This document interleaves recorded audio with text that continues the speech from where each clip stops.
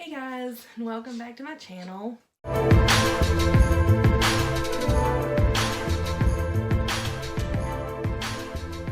some of you know, September is PCOS Awareness Month, and I obviously talk about that a lot. That's something that I deal with, and today has just been one of those days, unfortunately. So that's what we're going to talk about in today's video. Alright guys, settled in with my favorite lady, Miss Starbucks, because today's just been one of those days where everything hits full force. I apologize for the no makeup. I ain't feeling it, which tells you something if you know me at all, because that's normally not my jam, but I don't care today, and hopefully y'all don't either. If you do, don't watch. That's all I know to tell you. My anxiety has kicked in full force the past couple of days. My time of the month has hit again, which is always just devastating, and you know, that's just where I'm at. So since my part of my PCOS, you know, the depression part has kicked in so much, and it's awareness month, I thought that I would take a moment to just kind of go over just a little bit of stuff with you. For those of you that don't know, PCOS is a complex hormonal metabolism and reproductive disorder. It affects all of those parts of your system, and there is not a cure. There's just not. It affects 5 million women in just the US. That's not a worldwide thing. That is just in the US, 5 million. That is a crap ton of people, okay? And it is also the leading cause of infertility, which is something that I deal with, unfortunately. And it can cause a lot of other things, such as severe anxiety and depression, like I have, obesity, you know, right there, ovarian cancer, which is something that's close to home for me as well, because I lost my aunt to that. They call it the silent killer, and I definitely believe that, because it was just like such a short amount of time from when she was diagnosed with it till, you know, their last day with her. And there was nothing that they could do. I mean, there was no symptoms that she would have had beforehand to really say, oh, this is what it is. There was no slowing it down. It just is what it is. And if your family's been touched by that in any way, shape, or form, my heart goes out to you guys. I'm so sorry, because it's rough. Another condition is type 2 diabetes, or pre-diabetes, like being pre-diabetic. You know, since PCOS leads to obesity, weight gain, and then the biggest part of that being not being able to lose the weight, that can lead to cardiovascular issues. So PCOS is not a good thing, and it's affecting so many women, and there's just not a cure for it. Doctors don't fully understand it. Obviously, they can try and help you with the diabetes with insulin and stuff, and they can tell you to exercise and lose weight, but it's pretty hard to do that when the disease that you're stuck with kind of does the opposite. And most of the time you kill yourself trying to stay on a diet and on an exercise regimen for zero results whatsoever. It's just hard. And since it's PCOS Awareness Month, I think that, you know, part of my mission is just to get the word out there, because I feel like a lot of people who even might have it have no idea what PCOS is or what the symptoms potentially could be, so that they could go and get diagnosed and take care of some of these other issues as they, you know, pop up, instead of letting them draw out and get worse and worse and worse. And then also on the other side of the spectrum, for people who don't have it, no, they don't have it, but have no clue what this is either, kind of deal. Because for the ones of us that do go through it, it's like those people just have no clue, and they're like, it's no biggie, y'all have bad periods, stop whining. That's not even close to it. So I think this is going to be good to touch base with people who might need to know that they need to go get checked out, but then also for people to have a reality check that we ain't whining for no reason, because I'm about sick of hearing that. It really aggravates me to no end.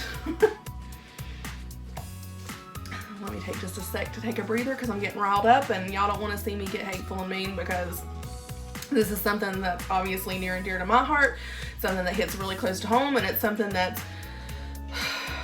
it's a demon that's embedded itself into my house and it's not welcome, but I don't know how to get rid of it, so we're dealing with it the best that we can.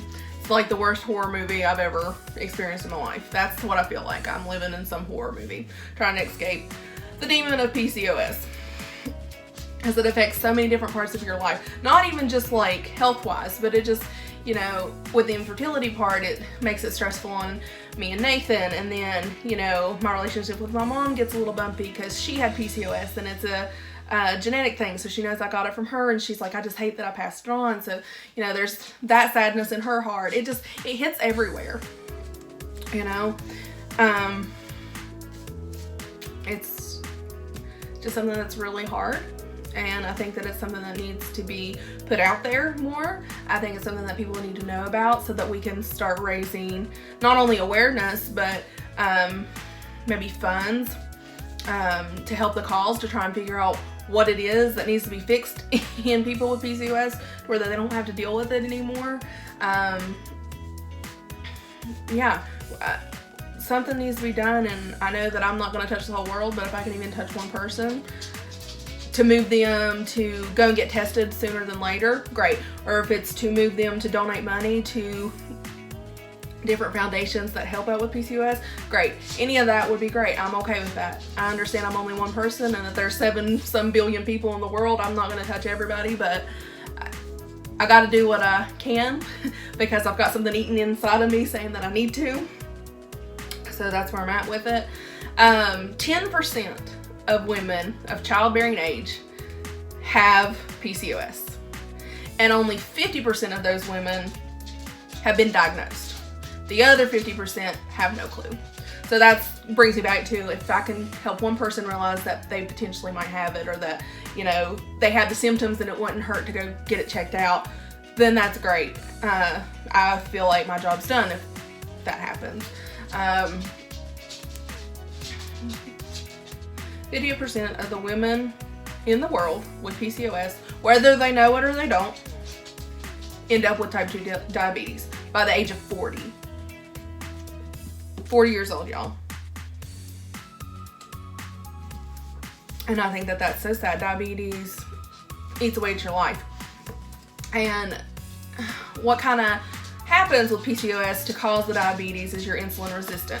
So basically your body thinks that you're not getting any insulin. So anything that you're eating, it's grabbing hold of and storing for later because it thinks your body's not getting anything and that it's going to need it later. When in reality, you're overstoring, which is eventually what turns into obesity, which causes the diabetes and the cardiovascular issues, and it just starts, you know, spilling. And, you know, people automatically look at someone overweight and they're like, you just eat too much. No, I don't. I know that this thing's a lot of calories, but it's the only thing that I've had today, and it's like 3 in the afternoon.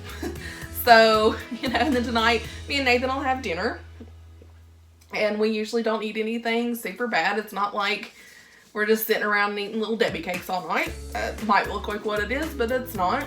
And honestly, normally I would have had a better breakfast. Usually I get up and make myself an omelet or something like that, but I wasn't feeling it. And my sugar was dropping, so Starbucks it was. I had to get something in my system, and I still didn't feel like eating. Do y'all ever do that? Do you just get so depressed and so overwhelmed in life that you're just like, I can't even look at food, much less consume the food? Yeah, because I do that.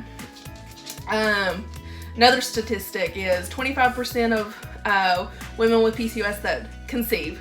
So if they're pregnant with PCOS, 25% of those women develop gestational diabetes during their pregnancies.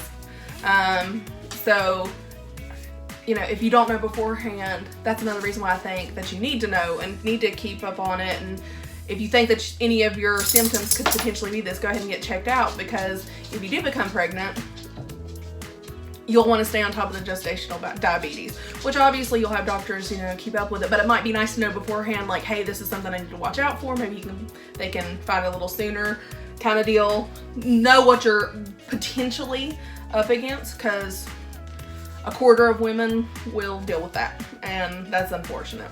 Because here, you know, if you have PCOS and you're trying to get pregnant, obviously you've went through that battle. It's not an easy mountain to climb, and then, you know, all of a sudden you're like, great, I'm pregnant, I'm so happy, and then you turn around and you've got to deal with gestational diabetes. So, you know, try and get ahead of things if you can. If you know anybody that you think might have these symptoms and you think that they might need to go check out, talk to them, or find them, you know, show them my video or show them someone else's video. I know I'm not like some big public speaker, whatever. I'm doing what I can, I guess. But yeah, some people are just flat out scared and nervous and don't exactly know what to do or what to expect. I had someone that's near and dear to my heart contact me within the last week, and, you know, she was like, I know that you've went through this, and here's what I'm going through, and, you know, I'm just scared, and I don't know what to expect, and I don't know what to do, and I tried my best to help her. And she ended her conversation with, you're so awesome and so resourceful, and I'm glad that I talked to you, kind of deal.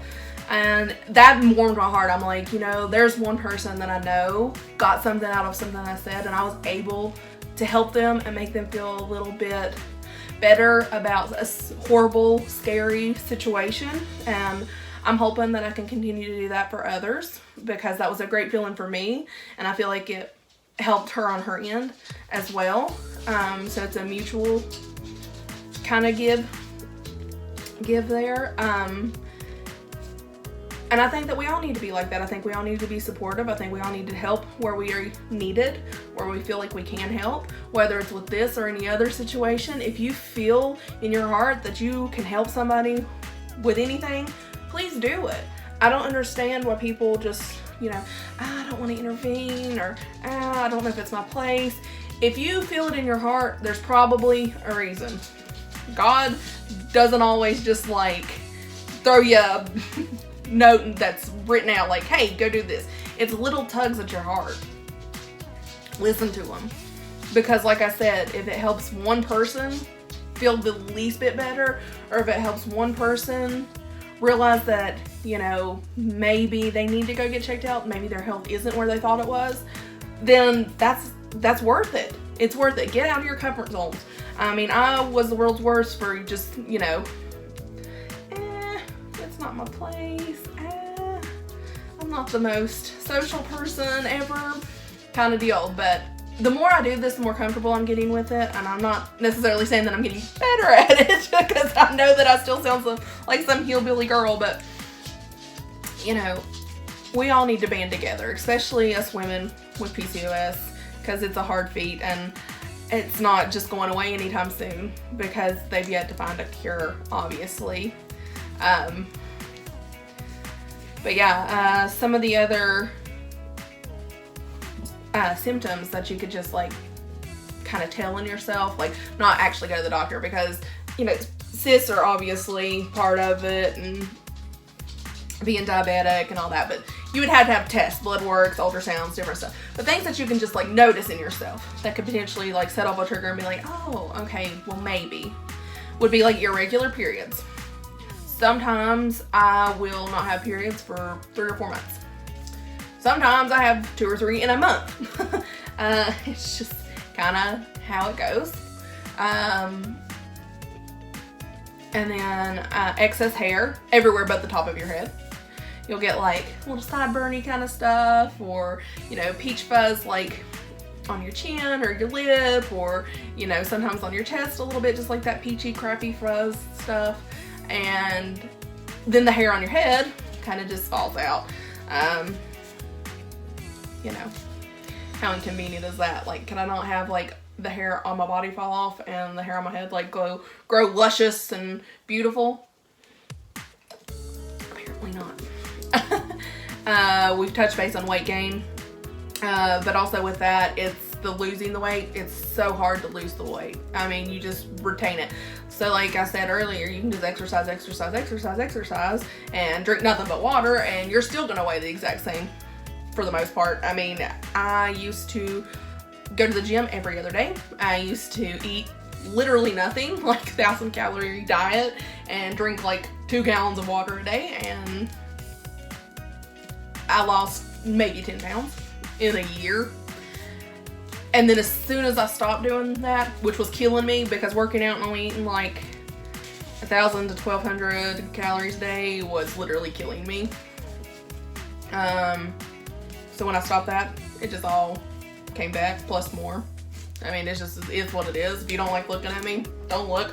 I've done what I can. You can say I'm unhealthy all you want to. Yeah, my health's not great, but it's not on my end. I try. I've done everything that I know to do. It just is what it is. Severe acne, especially like cystic acne, like the really hard knots that don't have anything in them. That's a part of it. Skin tags, definitely a part of it, especially if they're like under your armpits or like on your face and stuff. Severe cramping, and I don't mean like, oh, this hurts and I might need a heating pad kind of hurt, because I had that when I first started having periods and stuff, and it wasn't pleasant by any means, but it wasn't what I grew to have to become accustomed to. I mean, doubled over in pain, can't straighten your body up, can't stand up on your own, crying, screaming, bloody murder kind of deal. Having to ask your husband to get you up out of bed because you physically can't bend at your waist because it feels like you're being sawed in half. That kind of pain. Things like that could be, you know, a numerous amount of things. It could be just some cysts on your ovaries, which does not always mean that you have PCOS. You can have the cysts without having the full condition. It could mean PCOS. It could mean endometriosis. It can mean all sorts of things, you know. So it's better to just get ahead of things, get on top of it, do what you can do, help the symptoms that can be helped, and pray about the others, I guess, kind of deal. But yeah, like I said, PCOS month, awareness month, is September, which is the month that we're in. So let people know. Start talking about it if you feel like there's someone that needs to hear about it. If you don't have someone to talk to and you want to talk to somebody because you're scared, nervous, unsure, whatever, shoot me a message. I'll do my best to respond back to you. Clearly, I'm not a doctor by any means, but I can be here as a support system. I think that we all need to start doing that more in our lives anyways. If you're having a cruddy, crappy day, let people know. If they don't want to listen, they don't matter. Cut them out, move on to somebody else. That's another thing. You know, the friend that I was talking about, there was a point in time when she was like, you know, I feel like I'm just being whiny and maybe it's not that bad. And I feel like society kind of places that on us. Like, oh, you're just a woman, you're weak, you're not strong, you're just fussing, you're just whining, you're, you know, blaming your problems on, you know, something that you don't even know you have for sure. You are not being whiny. You are not being weak. You are not any of these things. And whoever is like planting that seed of doubt in your mind is not worth your time. This is a hard thing to go through, whether it's you going through it or it's your spouse going through it or a family member or close friend. It affects the whole unit because it's a huge thing. I can be perfectly fine. Yesterday, I was great. Had a great day. I was happy. I was laughing and joking around. I was having a good time. Last night started just going a little downhill. Woke up this morning and I'm just in a pissy mood. And I ain't having it from anybody. And it took me a long time to realize that the people that were not supportive of that and that could just like listen, because I don't always need someone barking down my throat, well, you should do this or you should do that, or just get it together, or just decide to be happy. I had a lot of people like that in my life. They're gone. I don't need them. It took a long time to be able to know and realize that it was okay for me to cut that negativity from my life. And it's hard to cut ties like that. But since I have the support system I have now, the friends, family that I have now are amazing. And I love them dearly for putting up with my crap, especially like today. Nathan's had it already and Mom's had it already, you know.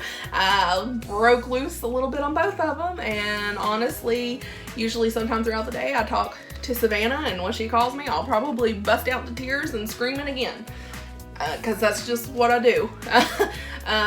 When my anxiety gets so bad, I feel like I'm just trapped in this box and then I can't get out. You just have to like scream and beat on the walls until they fall down. And that's just how it works. And you need people that let you know that that's okay. I mean, you shouldn't be like that every day of your life kind of deal. I mean, just at anything. But it's okay. There's times that your anxiety will, you know, kind of take over. Let it run its course. Get out what feelings you need to get out so that you can get back to a better, happier place, because you need to be able to be happy in life. I don't think that God put any of us here to be miserable and upset and down and out about everything every day of our lives. That being said, we're only human and there will be things that arise.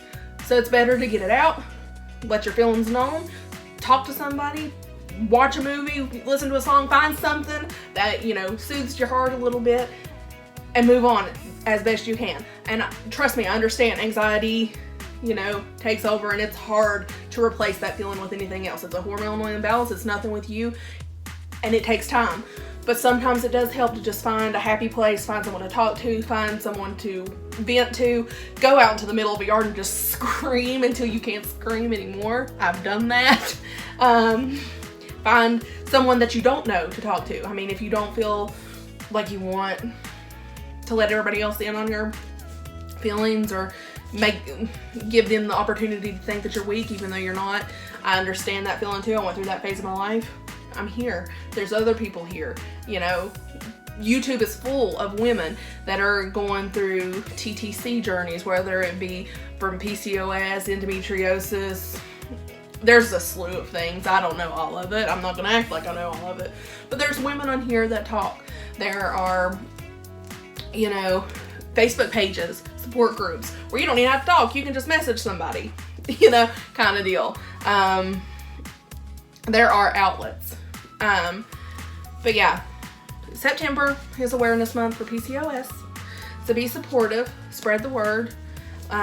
Let's get it known well enough to where we can potentially find a cure. Let's let it heard so that people can figure out what they have so that they can get on top of it. Let's, you know, share this so that people know that they've got someone to back them up. You know, there might be somebody sitting out there that knows that they have PCOS and they don't have, you know, a family, you know, support system. They don't have the friends. They're just kind of, you know, in a place in their life where they don't have anyone. Let them know that you are thinking about them, whether or not they know that it's directly at them. You share this post or any other post that's going to pop up this month, because I'm sure there'll be a lot, and just say that you're praying for all the women with PCOS. If they see that, if it gets spread enough to they see that, at least they know someone was thinking. Sometimes I'll be scrolling through and I'll see stuff from these girls on these support groups on Facebook that I'm on, and I'm like, you know, I don't know her from Adam, but what she said really hit home and it really makes me feel better. So yeah, just spread the word. The more that we spread it, the more people it reaches, and the more people can, you know, get that peace. And sometimes that's all you need in life, is just a little peace, whether it's from someone halfway across the country that you've never met that said, I'm praying for you. You know, I think it's time that we all just spread a little bit of that around instead of all this other crap. I swear, you get on Facebook and it's just, I don't care about half the stuff that goes on Facebook. I'm just gonna be honest. I just think it's a little bit nonsense, and I think people are awful and ugly, and I think people hide behind their, you know, laptops and phones and say nasty stuff, and you see how fast that spreads. If you did it with nice things, it's gonna spread just as fast, and it's gonna have a lot better effect than some of this other junk that goes on. You know, it just makes me want to like scream even more that Facebook and Instagram and Twitter and all this stuff has just turned into people bashing each other so much, or making fun of different, you know, groups, whether it be fat people, skinny people, people with PCOS, people with diabetes, black people, white people, whatever it is. We're all people. We're all going through crap. Be nice. Like, I just don't understand why it's so hard to just be flipping nice.